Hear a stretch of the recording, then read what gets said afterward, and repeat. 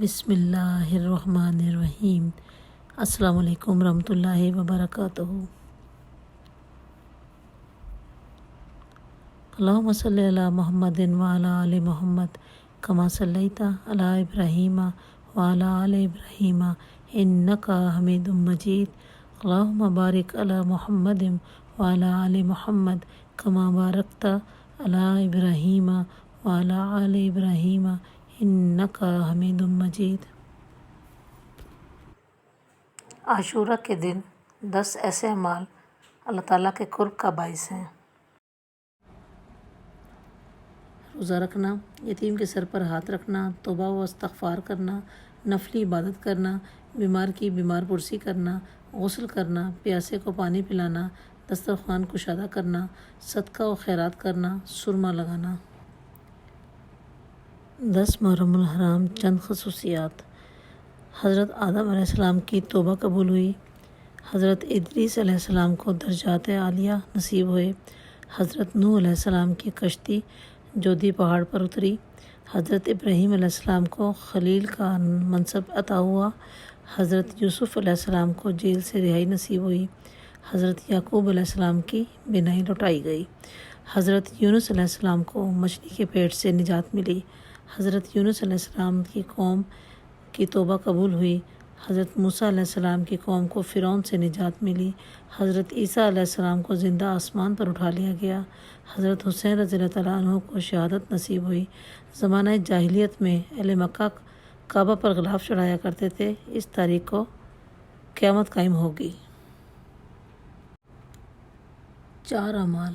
ام المومنین حضرت حفصہ رضی اللہ تعالیٰ عنہا سے روایت ہے، 4 اعمال ایسے ہیں جن کو رسول اللہ صلی اللہ علیہ وآلہ وسلم نے کبھی نہیں چھوڑا۔ یوم عاشورہ کا روزہ، 10 ذی الحجہ کے 9 روزے، ہر ماہ 3 روزے، فجر سے پہلے کی 2 رکعات۔ مسلم مسند۔ محرم الحرام کے روزے۔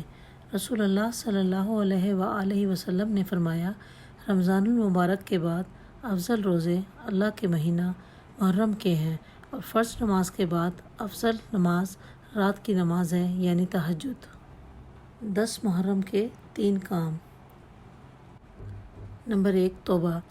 نبی کریم صلی اللہ علیہ وآلہ وسلم نے فرمایا، محرم اللہ تعالیٰ کا مہینہ ہے جس کے ایک دن اللہ تعالیٰ نے ایک قوم کی توبہ قبول فرمائی، اور اسی دن اللہ تعالیٰ دوسری قوموں کی توبہ قبول فرمائیں گے۔ ترمذی، حدیث نمبر 741۔ لہٰذا اس مبارک دن میں انفرادی طور پر گزشتہ گناہوں کی توبہ اور آئندہ گناہ نہ کرنے کا پختہ ارادہ کرنا چاہیے۔ نمبر 2، روزہ۔ نبی کریم صلی اللہ علیہ وآلہ وسلم نے فرمایا، عاشورہ یعنی 10 محرم الحرام کا روزہ گزشتہ سال کے گناہوں کا کفارہ بن جائے گا۔ مسلم، حدیث نمبر 2804۔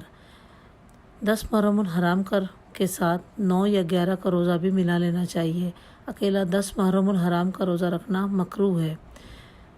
نمبر 3، اہل و عیال کو اچھا کھانا کھلانا۔ نبی کریم صلی اللہ علیہ وآلہ وسلم نے فرمایا، جس نے 10 محرم کے دن اپنے بیوی بچوں پر کھانے کی وسعت کی تو اللہ تعالیٰ سال بھر اس کی روزی میں برکت عطا فرمائیں گے۔ گنجائش کے مطابق گھر میں اس دن عام دنوں سے زیادہ کچھ وسعت کر دینی چاہیے۔ ابو نعیم نے نجمی حضرمی سے روایت کی کہ وہ صفر صفین میں حضرت علی مولا مرتضیٰ رضی اللہ تعالیٰ کے ساتھ تھے۔ جب نینوا کے قریب پہنچے جہاں حضرت یونس علیہ السلام کا مزار ہے تو حضرت علی مرتضیٰ رضی اللہ تعالیٰ عنہ نے فرمایا، اے عبداللہ، فرات کے کنارے ٹھہرو۔ میں نے عرض کیا، کس لیے؟ فرمایا، نبی کریم صلی اللہ علیہ وآلہ وسلم نے فرمایا کہ جبریل علیہ السلام نے مجھے خبر دی کہ امام حسین رضی اللہ تعالیٰ عنہ فرات کے کنارے شہید کیے جائیں گے۔